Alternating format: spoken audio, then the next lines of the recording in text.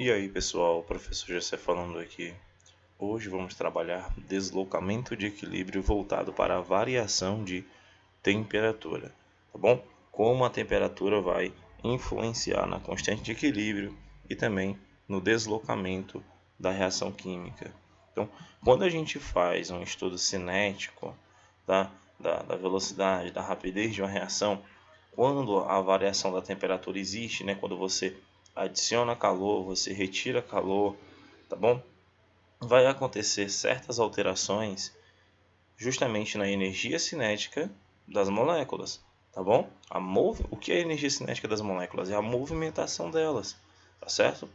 A agitação, a vibração que as moléculas têm vai ser alterada, ou vai ser maior ou vai ser menor, tá? Ele fala aí, a elevação da temperatura resulta em maior frequência de choques, aumentando a velocidade tanto da reação direta como da reação inversa. Mas tem um detalhe: nos primeiros instantes após a alteração da temperatura, uma das duas reações, ou a direta ou a inversa, será mais acelerada que a outra, produzindo aí um deslocamento de equilíbrio, tá? Então, se em algum instante ali, né, que a gente vê isso até pelo quociente de reação, uma vai ser mais rápida, eu vou ter uma maior velocidade, o equilíbrio vai estar deslocado no sentido dos produtos ou dos reagentes, mas isso acontece de forma bem específica, é o que a gente vai ver agora, tá? Isso pode ser explicado aí pelo princípio de Le Chatelier, ou o princípio fuga ante a força, que a gente viu, né, que quando um equilíbrio químico ele é perturbado, ele tende a criar situações para reverter essa situação e voltar à situação de equilíbrio. Isso é o princípio de Le Chatelier, tá? Então, de acordo com o princípio de Le Chatelier, é possível determinar de que modo acontecem, certo? Nessas situações, os deslocamentos de equilíbrio. Então, nos sistemas em que a temperatura foi elevada, tá bom? Já vou colocando aqui o resumo para vocês. Isto é, em que se fornece calor. Se tu está elevando a temperatura de um sistema, tu está fornecendo calor para ele, tá? A temperatura só vai aumentar se tu fornecer calor. Então, será favorecida a reação endotérmica. Guarda isso com você. Então, se tu tem um sistema em equilíbrio, tu eleva a temperatura, você vai favorecer a reação endotérmica. Aí você precisa saber se é a reação direta ou se é a reação inversa, que é a endotérmica. Então, quem for a endotérmica vai ser a favorecida no caso, na elevação de temperatura. O caso contrário é bem lógico. Então, se tu diminui a temperatura, a outra reação, que é o oposto, que é a exotérmica, é a que vai ser favorecida. Mas vamos focar primeiramente nesse caso, tá? Então, será favorecida a reação exotérmica, que será capaz de absorver pelo menos parte do calor que foi fornecido, né? Ela vai ser capaz de absorver pelo menos uma parte do calor que foi fornecido. Se tu está lançando calor dentro do sistema, tá? O equilíbrio ele vai ser perturbado. E como é que ele vai tentar reverter isso? Ele vai tentar absorver uma parte daquele calor que foi cedido. E quando eu absorvo energia, eu estou me lembrando aqui de reação endotérmica, que é justamente as reações que absorvem energia. É a justificativa para que isso aconteça, né? Isso significa dizer que nos primeiros instantes depois do aumento da temperatura, a velocidade da reação endotérmica será maior do que a exotérmica, tá? No caso, o sentido direto ou inverso. Até que passados algum tempo da reação, essas velocidades voltam a se igualar, tá bom? Analogamente, pessoal, a temperatura do sistema, né, se for reduzida, tá? Foi o que eu acabei de falar aqui, ó, tá bom? Analogamente, se a reação for a temperatura do sistema for reduzida, o deslocamento favorecerá a reação exotérmica, aquela que libera calor. É um papo bem legal, porque a gente pode justificar isso pela seguinte conclusão: a gente pode se considerar, né, o aquecimento, o fornecimento de calor gerado por uma reação exotérmica como a tentativa do sistema de compensar o abaixamento da sua temperatura. Por exemplo, aqui, ó, se eu estou baixando minha temperatura, é como se o sistema falasse assim: não, eu vou ter que liberar energia agora para me voltar, pelo menos compensar o que está sendo perdido, tá bom? Na reação endotérmica é a mesma coisa. Quando tu está lançando calor no sistema, o sistema fala assim: não, eu preciso absorver uma parte desse calor para que eu estabeleça o meu equilíbrio novamente, tá bom? Então, quando tu cede calor, ele tenta absorver. Então, quando tu retira calor, ele tenta liberar para poder entrar em um novo estado de equilíbrio. Então, é uma resposta natural, tá bom? Quando o sistema é submetido a temperaturas diferentes, tá certo? Então, a gente vai ver isso na forma de exemplos, né? E eu tenho aqui um breve resuminho para vocês. Retomando a síntese da amônia, eu vou já colocar a reação. Vamos agora associar o valor da energia térmica envolvida no processo. Se a reação endotérmica em um sistema, né, em um sentido endotérmica, no outro ela vai ser exotérmica e vice-versa, tá? Então, por exemplo, aqui na reação da amônia, deixa eu falar aí, como é que a gente explicar isso.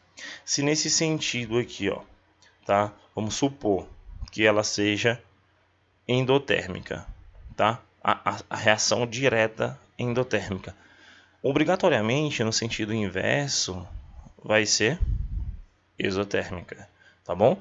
Então, se nesse sentido é endo, no sentido de volta é exo. A mesma coisa seria, tá?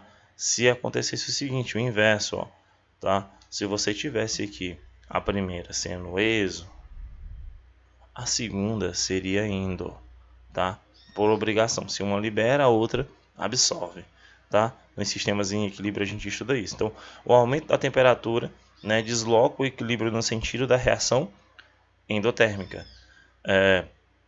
Nesse caso aqui, se a minha temperatura, por exemplo, ela fosse elevada, tá? Eu aumento aqui a minha temperatura. O que vai acontecer? Eu vou favorecer a reação inversa no caso. Nesse sentido aqui, é a reação direta e essa de baixo é a reação inversa. Se eu aumento minha temperatura, eu favoreço a endotérmica. Então, nesse caso aqui especificamente que eu coloquei para vocês como exemplo, essa reação aqui seria favorecida, a reação inversa. Então, eu teria o deslocamento voltado aqui para a produção de reagentes, novamente, no sentido da reação endotérmica, tá bom? O abaixamento da temperatura, por exemplo, agora se eu baixasse, né, eu deslocar o equilíbrio no sentido da reação exotérmica, que seria, no caso, a direta. É assim que você analisa, aplicando aí o princípio de Le Chatelier e também a questão da temperatura, tá, numa reação química como essa. E ele fala até aqui, né, ó, o ΔH, uma dica para vocês, o ΔH é menor que zero, quer dizer, o ΔH é negativo, tá bom? O ΔH aqui, ele é negativo. E aí eu já posso deduzir o seguinte, se o ΔH é negativo, a reação direta é exotérmica, tá bom? É exotérmica, eu já consigo concluir isso, tá bom? Porque ΔH negativo é indício de reação exotérmica. E esse sinal do ΔH aqui indica já o que é a reação direta. Se a primeira é exotérmica, a segunda é endo, tá bom? Por obrigação. E assim que eu vejo, se o ΔH fosse positivo, a primeira aqui de cima, a direta, seria endotérmica e a segunda por obrigação seria exotérmica, certo? É um sinal bem legal, porque a partir daqui você já consegue tirar vários dados, né? Você sabe se vai formar mais produtos, mais reagentes, sem ter a constante de equilíbrio como base. Tá? A gente tem aqui, ó, como eu falei para vocês, o primeiro processo é exotérmico, porque o ΔH é menor que zero. Tá? Isso aqui é justificado por isso. Sentido direto, processo exotérmico. Sentido inverso, processo endotérmico. Então tem aqui a primeira situação de equilíbrio. Eu vou alterar a temperatura e o sistema vai tender a voltar a um segundo equilíbrio. Né? A temperatura vai ser cedida ou a temperatura vai ser elevada ou diminuída. E aí eu vou ter uma nova situação de equilíbrio. Meu equilíbrio vai ser perturbado e aí eu vou ter novamente uma situação de equilíbrio. Aqui eu posso ver matematicamente que a variação do valor da constante de equilíbrio da síntese da amônia em função da temperatura. A temperatura aqui, galera, o que está acontecendo com a temperatura? A temperatura está aumentando, né? Ó, de 298 até chegar em 1000 graus Celsius, 1000 kelvins, né? Na verdade. O que está acontecendo com a minha constante de equilíbrio, tá? Da síntese da amônia, daquela reação que a gente acabou de ver? Esse valor está diminuindo. Então a constante de equilíbrio ela muda com a variação da temperatura. Lá na variação da concentração dos reagentes, ela não muda. Mas quando eu falo de variação de temperatura, a minha constante de equilíbrio, tá? O Kc, ela fica diferente. Ela acaba sofrendo uma alteração.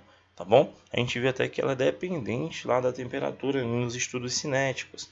Então, a variação da temperatura ela é capaz de alterar o valor numérico da constante de equilíbrio. Variação da concentração? Não. Variação da temperatura? Sim. Certo?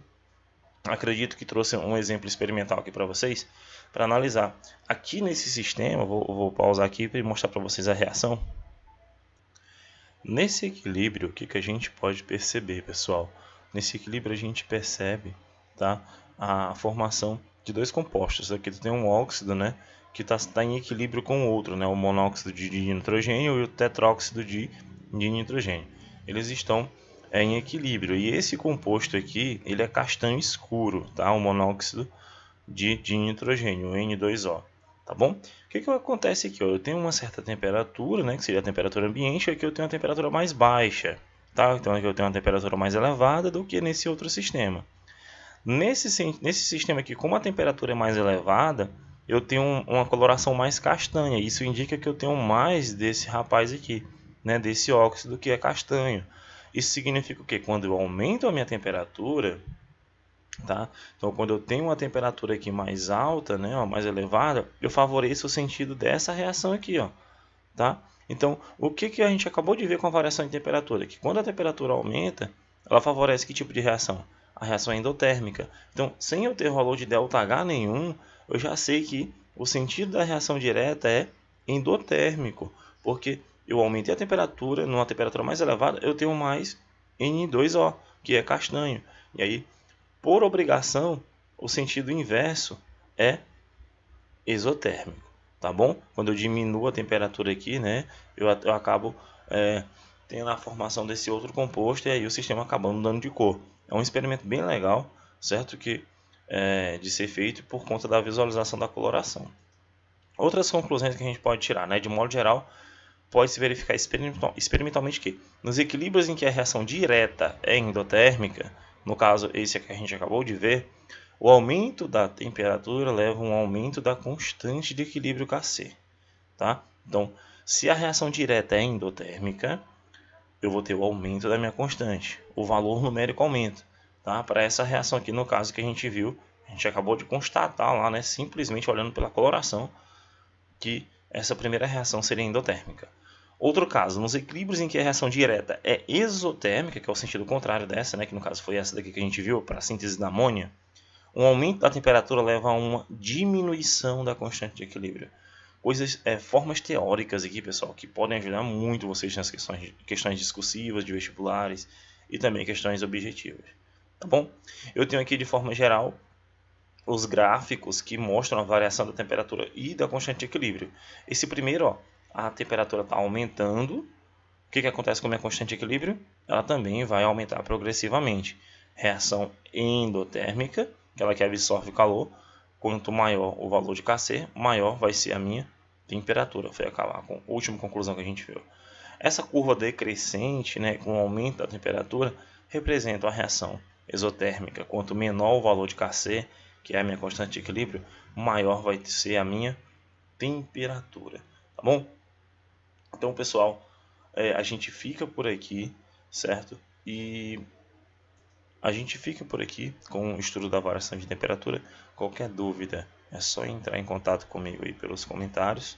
A gente se vê na próxima aula, onde a gente vai falar sobre variação de pressão, tá? Que é um estudo muito legal de ser feito, estudando o deslocamento de equilíbrio sem muito cálculo, tá? Apenas com esses raciocínios de reação direta, reação inversa, tá? Análise do ΔH, análise, tá bom?